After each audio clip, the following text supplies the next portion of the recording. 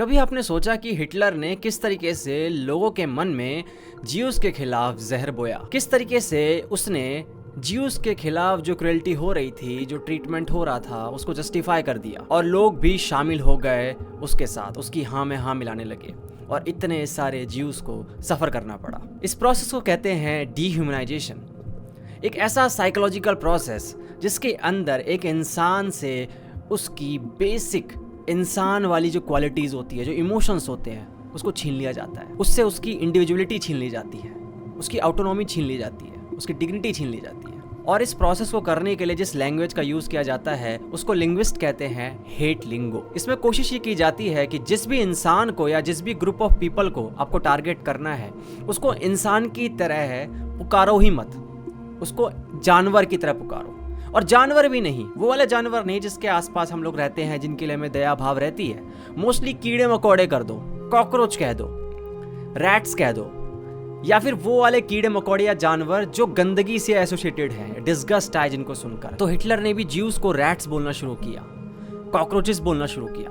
और ऑटोमेटिकली होता यह है कि जब ऐसा आप करते हैं तो इंसान दूसरे इंसान को इंसान की तरह देखता ही नहीं है, उसको जानवर की तरह देखने लग जाता है या फिर ऑब्जेक्ट की तरह देखने लग जाता है। और होता यह है कि आपके ब्रेन में जो एम्पैथी वाला पार्ट होता है वो शट डाउन हो जाता है, वो ऑफ हो जाता है। फिर आप किसी भी तरीके की क्रूएल्टी करिए उस इंसान के साथ या उस ग्रुप ऑफ पीपल के साथ, वो क्रूएल्टी जो है जस्टिफाई हो जाती है, वो मिस ट्रीटमेंट जो होता है जस्टिफाई हो जाता है। किसी भी तरीके से सोशल मीडिया पे ये डिह्यूमनाइजेशन प्रोसेस चलता रहता है, जैसे कि अर्जुन कपूर के साथ अभी हो रहा है। अर्जुन कपूर के साथ पिछले 2-3 साल में जो हो रहा है ना, वो अब नॉर्मल नहीं रहा, वो ट्रोलिंग नहीं रही, वो अब खतरनाक लेवल की क्रोनिक साइबर बुलिंग बन गई है। सोशल मीडिया ने उसको लेबल कर दिया है और उसको बना दिया है एक पंचिंग बैग, एक ऐसा पंचिंग बैग जिसके ऊपर आकर एक मिडिल क्लास बंदा या लोअर मिडिल क्लास वाले जो लोग हैं, जो फ्रस्ट्रेटेड लोग हैं बेसिकली अपनी ज़िंदगी में, जो इरिटेटेड लोग हैं, वो अपनी फ्रस्ट्रेशन, अपनी एग्रेशन या अपनी फेलियर, इनसिक्योरिटी, वो सब कुछ उसके ऊपर निकाल रहे हैं। मीम पेजेस ने और बाकी लोगों ने उसको ट्रोल करते करते डिह्यूमनाइज कर दिया है। अब अर्जुन कपूर को ऐसा इंसान देखा ही नहीं जाता है, अब उसको ऐसा पंचिंग बैग देखा जाता है जिसके ऊपर कोई भी आकर पंच मार सकता है और एंजॉय कर सकता है कुछ देर के लिए। एक सिंड्रोम होता है टॉल पॉपी सिंड्रोम। आसान शब्दों में बोलूं तो जो जितना ऊंचा है उसको काटो, जो जितना ज़्यादा उड़े उसको काटो। बेसिकली लोगों को उन लोगों से जलन होती है जो ऊंचा उड़ते हैं या फिर जो ज़्यादा अचीव कर जाते हैं। लेकिन अर्जुन कपूर के मामले में ऐसा हुआ है कि उसके अंदर बहुत सारे फैक्टर्स इन्वॉल्व है। एक तो वो नेपो किड है, जिसके कारण लोगों के अंदर और भी फ्रस्ट्रेशन है कि हम यहाँ पे इतना स्ट्रगल करते हैं और इसको देखो, ये फिल्म बनाता है और फ्लॉप भी जाती हैं और तब भी इंजॉय करता है, इसके पास पैसा है, सब कुछ है, और हम यहाँ देखो इतना स्ट्रगल करते हैं और हमें कुछ नहीं मिलता है। तो एक तो लोगों के अंदर ये जलन है जिसके कारण लोग अपना गुस्सा उस पर निकाल रहे हैं। दूसरा इनसिक्योरिटी है। इसी कारण लोग क्या करते हैं ना, सुपीरियर फील करने के लिए, कुछ देर के लिए ही सही, सुपीरियर फील करने के लिए उस इंसान को काटने लग जाते हैं, उस इंसान के ऊपर चढ़ जाते हैं जो इंसान उन्हें लगता है डिजर्व नहीं करता है वो सक्सेस या फिर वो पोजीशन। इसी कारण अर्जुन कपूर जो है वो शिकार बन जाता है इन सारे नेगेटिव कमेंट्स का, इन सारी ट्रोलिंग का। पहले मुझे लग रहा था कि वो शायद उसकी एक्टिंग को लेकर लोग उसको क्रिटिसाइज करते हैं, इसी कारण ऐसे कमेंट्स आ रहे हैं, लेकिन अब वो बहुत ज़्यादा पर्सनल हो चुका है। लोग अब उसको बॉडी शेम करते हैं बुरी तरीके से, उसकी ज़िंदगी का मजाक उड़ाते हैं, उसके लाइफस्टाइल का मजाक उड़ाते हैं। मतलब अब वो सिंपल पोस्ट भी डालता है तो उस पर लोग नेगेटिव कमेंट्स करते हैं और इसका कोई लेना देना नहीं होता उस पोस्ट से। एक और सिंड्रोम होता है जिसको कहते हैं मीन वर्ल्ड सिंड्रोम। एक तो सोशल मीडिया ने क्या कर दिया है, हमारे आसपास या हमारी फीड में आप देखोगे, हमें लगता है कि शायद नेगेटिविटी जो है ना बहुत ही नॉर्मल है, जो क्रुएल्टी है ना वो नॉर्मल है, वर्ल्ड जो है ना वो मीन है। तो हम क्या करते हैं, हमें लगता है कि यार ये सब कुछ नॉर्मल है, मतलब अर्जुन कपूर को ट्रोल किया जा रहा है, उसको नेगेटिव चीज़ बोली जा रही है, तो ये सब कुछ नॉर्मल है, लोग एंजॉय ही कर रहे हैं, तो क्यों ना मैं भी कर लूँ। तो जो नया इंसान होगा ना, जिसने कभी ये किया भी नहीं होगा, कभी किसी को ट्रोल भी नहीं किया होगा, वो भी उतर पड़ता है उस चीज़ के अंदर और वो भी ट्रोल करने लग जाता है। एक तो उसको लालच भी आता है कि हाँ यार मुझे लाइक्स वगैरह मिलेंगे, बढ़िया एंगेजमेंट मिलेगी और लोग देखेंगे क्रिएटिविटी उसकी कि वो कितने अच्छे तरीके से ट्रोल कर सकता है।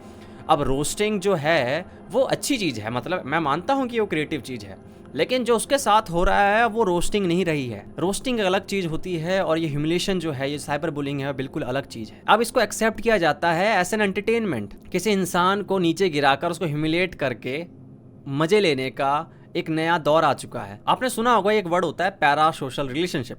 एक वन साइडेड रिलेशनशिप होता है, जिसके अंदर क्या होता है, जो फैन होता है ना, उसको लगता है कि जो उसका सेलिब्रिटी है जिसका वो फैन है, उसको वो अच्छे से जानता है और उससे जुड़ा हुआ है, जबकि उसका कोई रियल लाइफ में इंटरेक्शन नहीं हुआ है। फैन जो होता है वो सेलिब्रिटी से कभी शायद मिला भी नहीं होगा, कभी इंटरेक्शन भी नहीं रहा होगा, लेकिन फैन को ये फील होता है कि यार वो कनेक्टेड है और वो जो कनेक्शन है ना वो इंटीमेट है। तो फैन जो होता है वो रिलेशनशिप में रहता है, वन साइडेड रिलेशनशिप में उस सेलिब्रिटी के साथ। उस सेलिब्रिटी को नहीं पता होता कि अब एग्जिस्ट भी करता है कि नहीं। ये हर जगह आपने देखा होगा, कितने लोग पागल से हो जाते हैं, चाहे वो किसी का भी फ़ैन हो, चाहे आरसीबी के फ़ैन हो, चाहे किसी यूट्यूबर के फ़ैन हो, इन्फ्लुएंसर के फ़ैन हो, आपने देखा होगा। लेकिन इसकी भी ना एक नेगेटिव साइड होती है। एक तरफ तो गंदा वाला प्यार देखने को मिलता है, दूसरी तरफ नेगेटिविटी देखने को मिलती है, भयंकर लेवल का हेटरेट देखने को मिलता है, जिसको कहते हैं पैरा सोशल हेट। अब इसके अंदर क्या होता है, इंसान जो है वो जानता नहीं है कुछ भी ज़िंदगी के बारे में अर्जुन कपूर की, कभी इंटरेक्शन भी नहीं हुआ, कभी बैठा भी नहीं होगा उसके साथ चाय कॉफ़ी पीने, लेकिन उसने सोशल मीडिया से एक आइडिया लगा लिया, एक थोड़ा बहुत इधर उधर से आइडिया लगा लिया और एक हेट क्रिएट कर ली, वन साइडेड हेट, कि मैं जानता नहीं हूँ इस जिंदगी इसके बारे में कुछ, लेकिन पता नहीं क्यों बस मैं इसको हेट करूँगा, ये हेट रहेगा, और उसको जस्टिफाई कर देता है। तो ये नेगेटिव काउंटर पार्ट है एक पैरासोशल रिलेशनशिप का, कि प्यार भी देखने को मिलता है और हेटेड भी देखने को मिलती है। न्यूआंसेस कहीं गायब से हो जाते हैं, डिटेल्स, डाटा, इन्फॉर्मेशन सब गायब हो जाता है। इंसान बस हेट करना चाहता है बिना किसी जानकारी के भी। दूसरा, सोशल मीडिया ने ये किया है कि लोगों को एनोनिमिटी दे दी है कि भाई आप स्क्रीन के पीछे उंगलियों से कुछ भी टाइप कर दीजिए, आपको कोई जानेगा भी नहीं।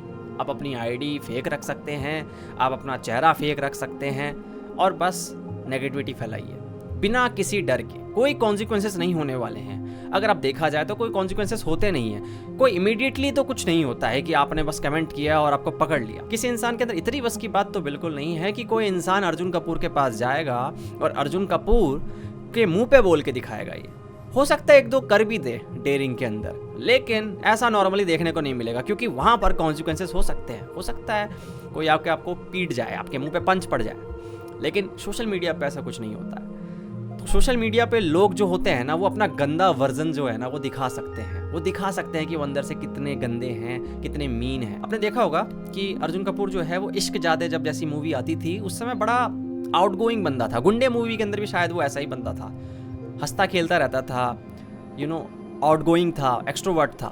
लेकिन अब आप देखेंगे वो डिफेंसिव हो गया। अब उसकी जो बॉडी लैंग्वेज है वो कितनी लो एनर्जी वाली लगती है, फेक स्माइल लगती है, आई डेड लगती है, जैसे कि साइबर बुलिंग के कारण वो परेशान हो चुका है। वो विक्टिम लगता है पूरा, क्रोनिक साइबर बुलिंग का। वो नहीं कि बस एक दो बार बस उसके साथ हुआ है, ये लगातार होता आ रहा है और ये इतना ज़्यादा हो चुका है कि लोगों को पता तक नहीं है कि वो किन प्रॉब्लम से गुजर रहा होगा। अक्सर हम सोचते हैं कि यार वो तो एक स्टार किड है, इतना अमीर है, उसके पास तो सारी फैसिलिटीज़ होंगी, उसको क्या ही प्रॉब्लम होगी।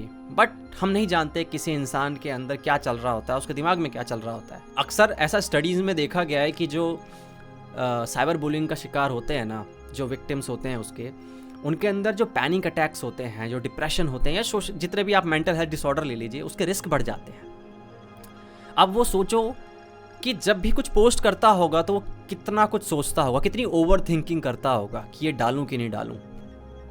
और जब फ़ोन का नोटिफिकेशन बजता होगा तो चांसेस हैं कि उसको पैनिक अटैक्स आते हों, क्योंकि वो एसोसिएट करेगा उस नोटिफिकेशन को उन कमेंट्स के साथ कि अब कमेंट्स आए होंगे, नेगेटिव कमेंट्स आए होंगे, और उसका दिमाग जितने भी वर्स्ट कमेंट्स हैं उसको सोच लेगा पहले ही, और पैनिक अटैक्स आ सकते हैं। इंसान का रिलेशनशिप भी डैमेज हो जाता है। एक इंसान का जब सेल्फ कंसेप्ट ही आप ख़त्म कर दोगे, बर्बाद कर दोगे, डिस्ट्रॉय कर दोगे, तो वो कैसे किसी इंसान के साथ रह पाएगा। जब वो इंसान खुद से ही नफरत करने लग जाएगा, खुद को ही नहीं समझ पाएगा, कुछ उसका सेल्फ कंसेप्ट ही खत्म हो चुका है, तो उसको रिलेशनशिप में रहने में बहुत प्रॉब्लम आएगी। उसको बार बार यही लगेगा कि ये मेरा जो पार्टनर है वो भी यही सोचता है जो बाकी लोग इंटरनेट पे सोच रहे हैं।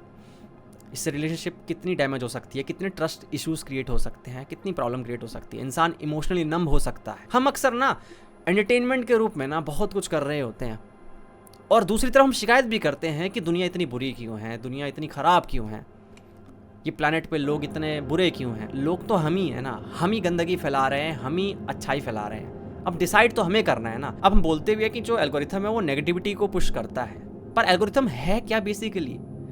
एल्गोरिथम ठीक है, होगा कोड वगैरह जो उन्होंने लिखा है, पर बेसिकली एल्गोरिथम आप और मैं ही हैं। हम जो चूज़ करेंगे, हम जिस भी कंटेंट के साथ एंगेज करेंगे वही आगे जाएगी। ठीक है, मैं मानता हूँ कि हमारे अंदर बायस होता है जिसके कारण हम नेगेटिव कंटेंट्स के साथ ज़्यादा एंगेज करते हैं, बट क्या अगर हम अवेयर हो जाएं इस चीज़ को लेकर तो हम चूज़ कर सकते हैं अच्छे कंटेंट्स के साथ एंगेज करने का। सोशल मीडिया पे अच्छी बातें कर ये दिखाकर कि दुनिया कितनी अच्छी है, किसी गरीब की मदद कर किसी जानवर की मदद कर किसी बूढ़े इंसान के लिए कुछ कर क्यों हम जेंडर वार में फंसे पड़े हैं, क्यों हम किसी को ट्रोल करते हैं, बुली करते हैं, किसी इंसान का मजाक उड़ाते हैं और हमें लगता है कि हम कूल बन रहे हैं, हम डैंक बन रहे हैं क्योंकि देखो मुझे 10,000 लाइक मिले यार, मैंने जब किसी इंसान को बॉडी शेम किया। तो ऐसा नहीं कर सकते कि कभी हम किसी इंसान को बहुत ही अच्छा कमेंट करें, प्यारा कमेंट करें और उस पर लाइक मिले। क्यों हम ऐसा नहीं माहौल बना सकते? साइबर क्राइम को लेकर जो लॉज हैं वो भी स्ट्रिक्ट होने चाहिए।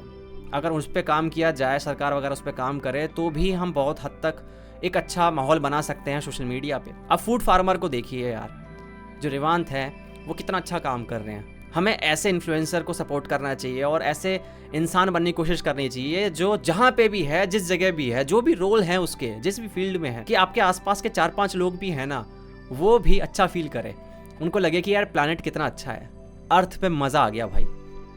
हम कर सकते हैं और शुरुआत हमें खुद से करनी पड़ेगी। तो भाई आप लोग बताना आपके क्या विचार हैं इस टॉपिक के ऊपर, ठीक है, और कमेंट सेक्शन में मुझे बता सकते हो कोई नया वीडियो का आइडिया। ठीक है, मिलते हैं अगली वीडियो में, तब तक के लिए ध्यान रखो, गुड बाय।